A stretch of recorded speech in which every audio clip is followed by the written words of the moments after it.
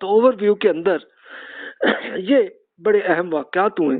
تو یہ آپ کو یاد رہے، لیکن اس سے آگے چل کے آپ کو زیادہ انٹرسٹڈ حصہ آپ کو وہ نظر آئے گا کہ ان کے جو میتھڈالوجی ہوگی، تو وہ میتھڈالوجی آج بھی آپ کو نظر آئے گی۔ تو اب آپ دیکھیے، اس کے لیے ہم ایک اسماعیلی اسکالر فرحات دفتری صاحب جن کی بک کا ہم اسٹڈی کر رہے ہیں، تو انہوں نے ایک باقاعدہ وہ عقائد جو اسماعیلی حضرات میں تھے اور شیعہ حضرات کے کچھ اور جو گروپس تھے ان میں تھے، تو انہوں نے اس کی ایک پوری ڈیٹیل بیان کی ہے، تشکیل عقائد، یعنی عقائد کیسے ڈیولپ ہوئے۔ یہ 261 to 286 ہجری کے پیریڈ میں یہ ہوا۔ تو دفتری صاحب اس میں یہ بیان کرتے ہیں۔ اب میں انہی کے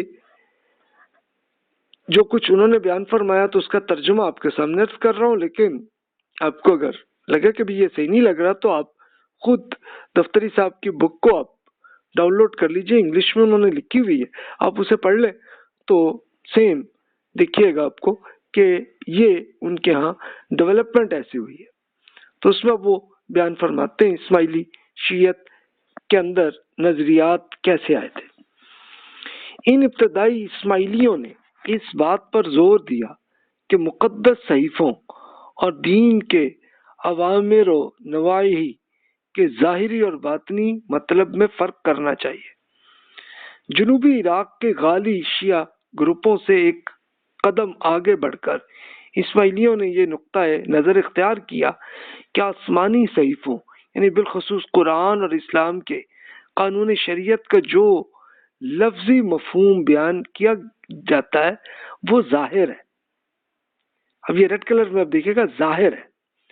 لیکن پھر انہوں نے کہا کہ اسے اس کے اندر چھپے ہوئے اصل مفہوم جو کہ باطن سے الگ کر کے دیکھنا چاہیے۔ ان کا نظریہ تھا کہ انبیاء کرام نے شریعت کی جو ظاہری احکام پیش کیے ہیں وہ وقت کے ساتھ تبدیل ہوتے رہے ہیں، لیکن باطن جو کہ روحانی حقائق کا مجموعہ ہے وہ کبھی تبدیل نہیں ہوا۔ تو ان اسماعیلیوں کے نزدیک یہ حقائق ایک غنوستی سسٹم یعنی گنوسٹسزم پر مبنی تھی، جو کہ خفیہ روحانی حقیقت کی ایک پراسرار دنیا تھی۔ ابتدائی اسماعیلیوں کا خیال تھا کہ ہر دور میں اس روحانی خفیہ دنیا تک صرف خاص انسان ہی رسائی حاصل کر سکتے ہیں۔ یہ خاص لوگ عام انسانوں سے مختلف ہوتے ہیں اور عام لوگ تو بس ظاہر یعنی وحی کی ظاہری معنی تک ہی رسائی رکھتے ہیں۔ تو اسلامی دور جو کہ محمد رسول اللہ صلی اللہ علیہ وسلم نے شروع کیا تھا، اس میں دین کے حقائق صرف وہی خواص بیان کر سکتے ہیں، خواص کا مطلب خاص لوگ بیان کر سکتے ہیں جو اسماعیلی کمیونٹی کا حصہ ہو، اور انہیں محمد رسول اللہ صلی اللہ علیہ وسلم کے وسیع علی رضی اللہ عنہ کی جانب سے اتھارٹی حاصل ہو۔ تو جب کوئی شخص اسماعیلی مذہب میں داخل ہوتا تو اس داخلے کو جس کو بلاغ کہلاتا تھا، اس کے وقت اس سے عہد لیا جاتا کہ ان کے اساتذہ انہیں باطن کی جو بھی تعلیم دیں گے وہ اسے عوام یعنی غیر اسماعیلیوں سے چھپا کر رکھیں گے، کیونکہ وہ اس سے نہیں سمجھ سکتے۔ تعلیم کا یہ پروسیس درجہ بدرجہ جاری رہتا اور پھر مزید علم حاصل کرنے کے لیے اس شخص کو کچھ رقم ادا کرنا پڑتی۔ باطن اور باطنی حقائق سے وابستگی کی وجہ سے اس فرقہ کو باطنیہ کا نام دیا گیا۔ باطن کا مطلب وہی ہے چھپا کے رکھنا، یعنی اینٹی اسماعیلی ماخذ میں یہ اصطلاح اسماعیلیوں کی تحقیر کے لیے استعمال ہوئی ہے، اور یہ بیان کیا گیا ہے کہ یہ لوگ ظاہر یعنی اسلام کے اوامر اور نواہی یعنی ایمان اور عمل کی اہمیت نہیں دیتے تھے۔ دستیاب شواہد جس میں اسماعیلی بیعت کا متن شامل ہے، اس سے یہ واضح ہے کہ ابتدائی اسماعیلی کسی طرح بھی شریعت کے احکام سے آزاد نہیں تھے۔ اباحیت پسندی یعنی اباحیت پسندی کیا کہ ہر چیز کو جائز سمجھنا، ان کے یہ الزامات ان کے دشمنوں نے ان پر عائد کیے ہیں، جنہوں نے بحرین کے کرمتی گروپوں کے نظریات کی بنیاد پر تمام اسماعیلیوں پر الزامات عائد کیے۔ تو اصل میں وہ دفتری صاحب اسماعیلی حضرات کی پوری ڈیٹیل کو بیان کرتے ہوئے بتا رہے ہیں کہ جناب اسماعیلی حضرات کا یہ پوائنٹ آف ویو نہیں ہے، لیکن بہرحال کرمتی ایک جو گروپ تھا، اب اس کے لیے عام اسماعیلی حضرات وہ کہتے ہیں کہ نہیں جی وہ ہمارے لوگ نہیں تھے، لیکن کرمتی حضرات وہ کہتے ہیں کہ ہم اسماعیلی۔ تو چلے اب جو بھی ہے فیصلہ وہ اللہ تعالیٰ بہتر کرے گا۔ لیکن اب وہ فرق بیسیکلی کیا ہے کہ عام مسلمان تو یہ کرتے ہیں کہ قرآن مجید میں اور رسول اللہ صلی اللہ علیہ وسلم کے ارشادات پر جو کچھ تفصیل ہے اسی کو وہ دین سمجھتے ہیں، جبکہ جو اسپیشلی کرمتی حضرات جو ہے ان کے یہاں یہ آیا پوائنٹ آف ویو کہ نہیں جناب یہ تو ظاہر ہے اس کا روحانی ایک الگ ایک اس کے اندر ایمان اور کچھ احکامات الگ ہیں، تو وہ ان کو مانتے رہے۔ اور یہ جیسے دفتری صاحب نے فرمایا کہ سیم کرسچن حضرات کی اسٹڈی میں بھی آپ پڑھ چکے ہیں کہ گنوسٹک سسٹم ایک باقاعدہ وہاں پہ بنا ہوا تھا، تو عین ممکن ہے کہ انہی کے میتھڈالوجی کو پھر کرمتی حضرات نے وہی سیکھ لیا اور پھر انہوں نے وہی طریقہ اب اس کے لیے انہوں نے بتایا کہ جناب یہ جو باطنی جو میسج آتا ہے تو اس کے لیے خاص امام کو ہی پتہ ہوتا ہے، عام آدمی کو پتہ نہیں ہوتا، ان سے سیکھو۔ تو پھر جو بھی سیکھتے ہیں ان سے تو عین اس کے مطابق ہی پھر وہ عمل کرتے اور پھر وہ عام شریعت کو چھوڑ دیتے تھے، یعنی جو چیزیں حرام بتائی گئی ہیں شریعت میں تو اس کو وہ کہتے ہیں یہ ہمارے لیے جائز ہے۔ تو اس طرح سے یہ مین اختلاف یہاں سے ہوا۔ اور لیکن بہرحال اب جیسا کہ دفتری صاحب کی بات سے یہ واضح ہوا کہ عام اسماعیلی حضرات کرمتی حضرات کو اپنا گروپ نہیں سمجھتے، تو یہ بات اب ہم دیکھیے فیصلہ کر سکتے آگے چلتے مزید دیکھیے ان کے جو آئیڈیاز تھے اس کو دفتری صاحب نے اور ڈیٹیل سے بیان کیا کہ مقدس کتابوں اور قوانین کے پیچھے موجود حقائق کو ظاہر کرنے کا طریقہ تاویل کہلاتا ہے، جو کہ اسماعیلی مذہب کی خصوصیات تھی۔ تاویل کے لیے آیات قرآنی کی علامتی، مجازی اور باطنی تشریح کی جاتی تھی۔ ابتدائی اسماعیلیوں میں تاویل کی مرکزی اہمیت کا اندازہ اس سے لگایا جا سکتا ہے کہ ان کے لٹریچر کا بڑا حصہ تاویل ہی پر مشتمل ہے۔ اس کے ذریعے اسماعیلی نظریات کو قرآنی آیات سے ثابت کیا جاتا رہا۔ ابتدائی اسماعیلیوں نے اس طریقے سے بعد کے مذہبی نظام اور عقلی علوم کی بنیاد رکھی۔ اس فرقے کے لوگ ظاہری علوم جیسے شریعت، تاریخ وغیرہ سے باطنی علوم کی متوجہ ہوئے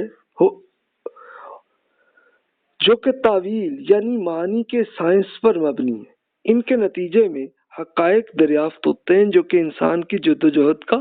آخری اور اصل مقصد ہے۔ یعنی اصل یہی تھا کہ جو بھی قرآن میں لکھا گیا ہے، جو عربی زبان میں جو کچھ آیا وہ تو جو کچھ ہے وہ نارمل ہے، لیکن اس کے اندر خفیہ اس کے اندر سے وہ ایک پورے ڈیٹیل کو وہ خود بیان کرتے رہے۔ ابتدائی اسماعیلیوں کی فکر میں حقائق ایک غنوصی نظام تھا۔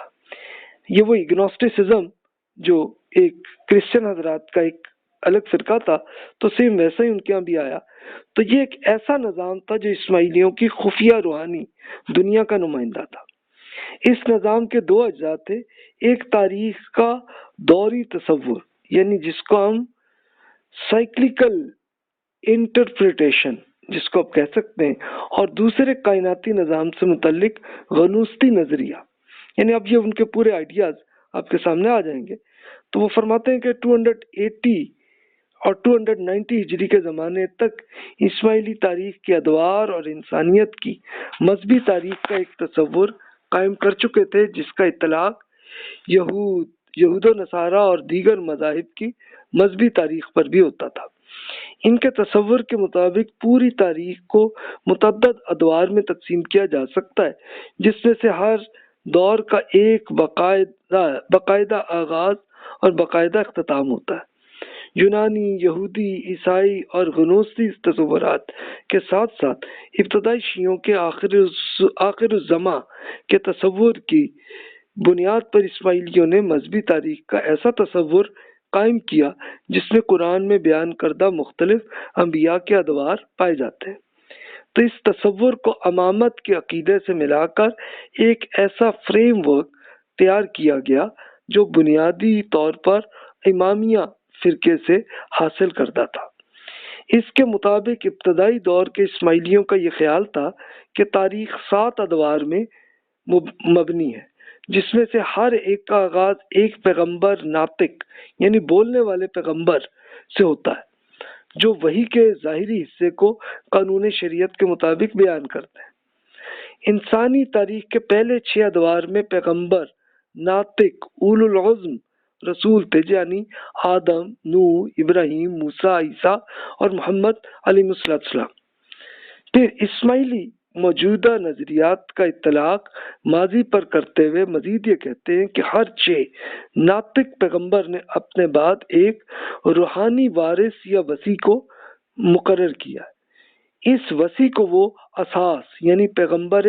صامت یعنی خاموش پیغمبر کا نام دیتے ہیں۔ جیسے پیغمبر ناطق کا کام ظاہری شریعت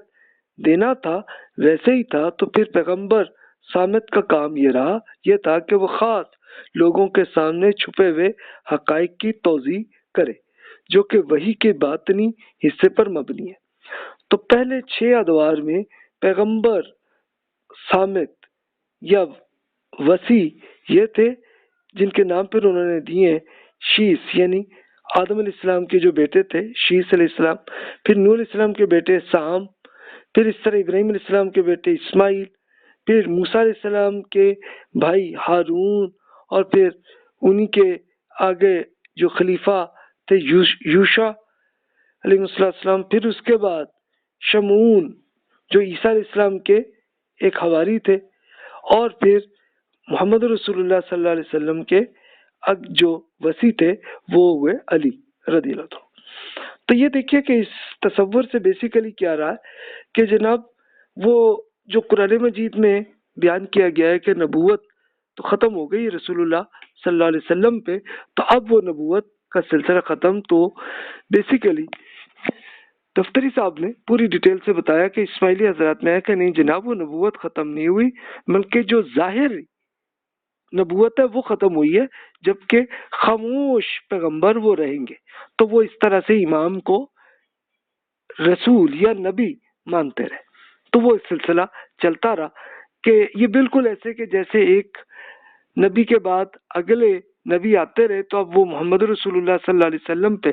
یہ اب سلسلہ ختم ہوا، تو اب وہ ان کا پوائنٹ آف ویو رہا کہ نہیں جناب وصی کا مطلب یہ ہے کہ اب وہ ایک خاموش پیغمبر چلتے ہوئے آئیں گے۔ تو اصل پوائنٹ آف ویو ہے۔ تب آپ یہ دیکھیے کہ یہ 286 ٹو 286 ہجری تک، 261 ٹو 286 ہجری تک کا پیریڈ ہے۔ تو تب یہ تصورات اسماعیلی حضرات میں آئے۔ اچھا وہ صرف وہیں تک ہی نہیں رہے، بلکہ پھر اور حضرات میں بھی، جس میں اسماعیلی شیعہ حضرات میں بھی کچھ اس سے ملتے جلتے تصور آئے، پھر صوفی ان کے ہاں بھی ایسے آئے، تو وہاں سے جو اہل سنہ والجماعہ والے ہیں تو ان کے بھی مختلف گروہوں کے اندر بھی ایسے کچھ نہ کچھ تصور آئیں گے۔ تو اب آپ یہ دیکھیں گے کہ جس وقت ہم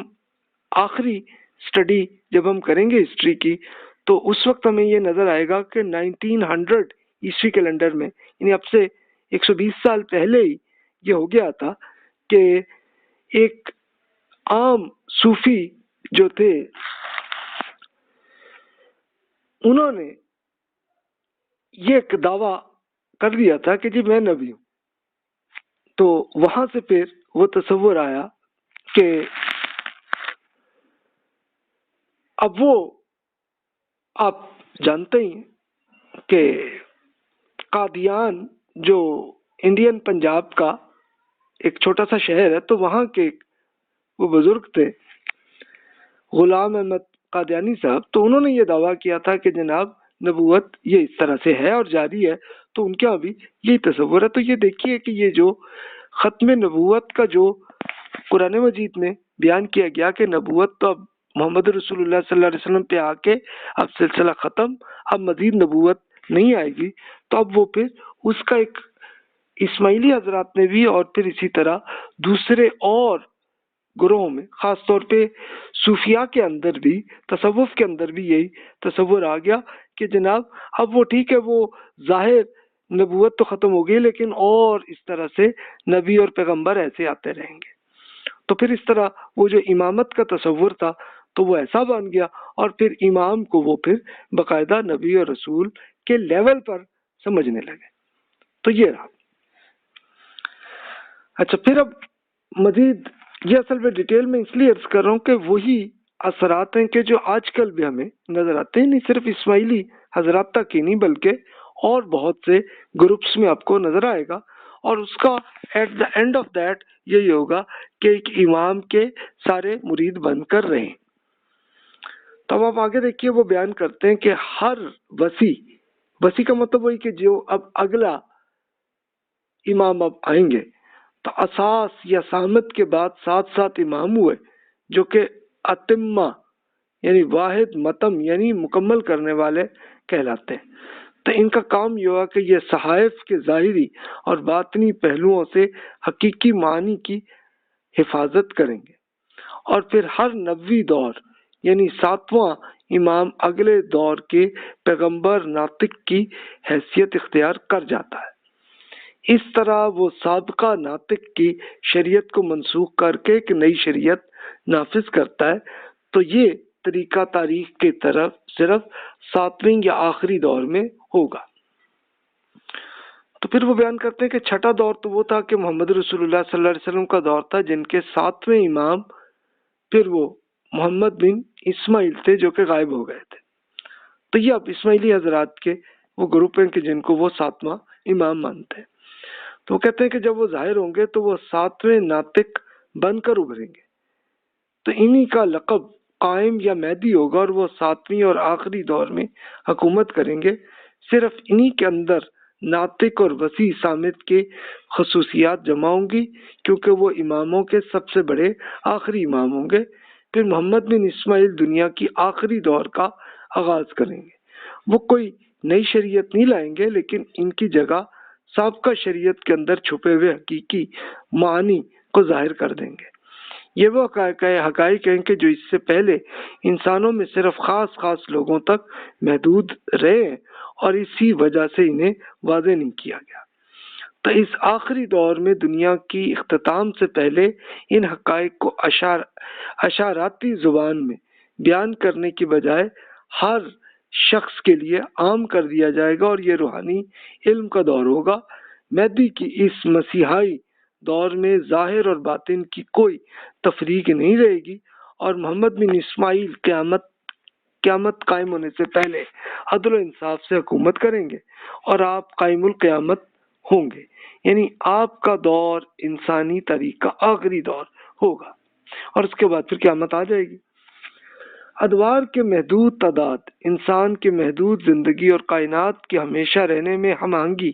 کے پیدا کرنے کے لیے بعد کے ادوار کے اسماعیلیوں نے بڑے اور لامحدود ادوار کا تصور پیش کیا، اور اوپر بیان کردہ 7 ادوار ان بڑے ادوار کا حصہ مانے گئے۔ علم نجوم کے حساب کتاب کے مطابق بہت بڑے دور کا تصور پیش کیا گیا ہے، جسے القور العظم کا نام دیا گیا ہے۔ یہ القور العظم، اور پھر یہ بہت سے ادوار میں تقسیم کیا گیا، جس میں سے ہر دور میں 7 ادوار پر مشتمل ہے، اور یہ تصور پیش کیا گیا ہے کہ اس القور الاسلام کے اختتام پر عظیم قیامت برپا ہوگی۔ ہر دور کو مزید 2 حصوں میں تقسیم کیا گیا ہے، دور سطر اور دور کشف۔ دور سطر میں ظاہر و باطن الگ الگ ہوتے ہیں، جبکہ دور کشف میں حقیقت ظاہر ہو جاتی ہے، اور پھر ظاہری شریعت کی کوئی ضرورت نہیں رہتی۔ تو یہ دیکھیں کہ اسی تصور سے پھر وہ شریعت کا تصور ان کے ہاں آ گیا کہ بھی یہ اس کی کوئی اب ضرورت نہیں ہے، کہ انہوں نے پیریڈ اس طرح سے فرض کر لیا کہ جناب اب وہ مسلسل امام جو کہیں گے وہی شریعت ہے، باقی جو بھی جس کو وہ جائز کہیں گے وہ جائز ہے، اور جو سمجھیں گے وہ ناجائز ہوگی۔ تو یہ اب آپ دیکھیے تو محمد رسول اللہ صلی اللہ علیہ وسلم کے ارشادات جو قرآن مجید کے لحاظ سے آپ خود آپ میچ کر کے دیکھ لیجئے، اگر تو وہاں کوئی چیز آتی ہے تو آپ خود فیصلہ کر لیجئے، اور نہیں آتی تو پھر آپ سمجھ لیجئے کہ یہ ایک فلسفہ ہے کہ جو انسانوں نے ایجاد کیا، تو آپ خود اس میں میچ کر کے آپ خود ہی فیصلہ کر سکتے ہیں۔ تو اب آپ یہ دیکھیے کہ بیسیکلی لیکن انہوں نے اس کا حل یہ کر لیا تھا کہ جناب جو قرآن میں جو کچھ ہے اس کا ایک باطنی مطلب بھی ہے، تو پھر یہ باطنی تفاسیر بھی ان کے یہاں لکھی گئی، تو وہ اسی کے اثرات اب آپ اردو کی جو تفاسیر ہے اس کے اندر آپ کو ملیں گے کہ جناب یہ اصل میں باطنی حکم کا مطلب یہ ہے، تو اس طرح سے آپ کو نظر آئے۔ اچھا پھر آپ اب یہ دیکھتے ہیں کہ مزید اب یہ دیکھیے کہ پورا جو کانسیپٹس انہوں نے بیان کیے ہیں تو اس طرح سے ایسے آتے آتے کرسچنز کے اندر بھی ایسے ہی گنوستی فرقہ الگ ہوا تھا، ایسے ہی مسلمانوں کے ہاں بھی ایسے ہی ہوا۔ کائنات کا یہ نظریہ جس کو کاسمولوجیکل ڈاکٹرائن کے مطابق جو کوئی خلا، کوئی وقت اور کوئی چیز نہیں ہے، خدا اس وقت بھی تھا، اللہ تعالیٰ نے اپنے ارادے اور مشیت سے سب سے پہلے ایک نور تخلیق کیا، اور قرآن کے بیان کے مطابق اس سے فرمایا کن، یعنی ہو جا، تو وہ ہو گیا۔ تو یہ حکم کن میں دو حروف قاف اور نون ہے، تو اس کے تعامل سے کس نے